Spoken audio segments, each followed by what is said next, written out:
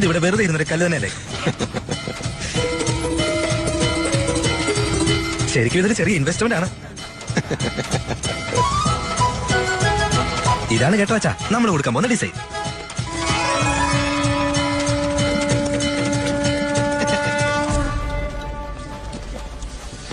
അച്ഛൻ അവിടേക്ക് നോക്കിയോ, 12 മിനിറ്റ് കൊണ്ട് ഇൻവെസ്റ്റ്മെന്റ് ഡബിൾ ആകും.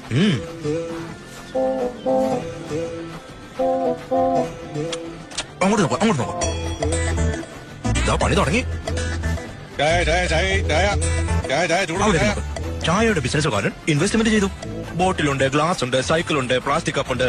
പക്ഷെ ഇവിടെയോ ഒരു കല്ലും കുറച്ച് കുങ്കുമവും. അയാൾ കണ്ടില്ലേ, കസ്റ്റമേഴ്സിനെ വിളിച്ചുകൊണ്ടേയിരിക്കണം. പക്ഷെ ഇവിടെയോ നമ്മൾ കസ്റ്റമറിനെ ഓടിക്കാ ചെയ്യണ്ടേ.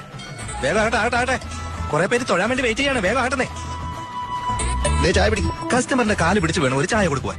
പക്ഷെ ഇവിടെയോ ഭഗവാന്റെ കാലിൽ വന്ന് വീഴും. എന്താ നോക്ക്, അവനാ ഏറ്റവും പേടിയുള്ളവൻ. അതുകൊണ്ടല്ലേ ഭഗവാന്റെ കാല് വീഴുന്നേ.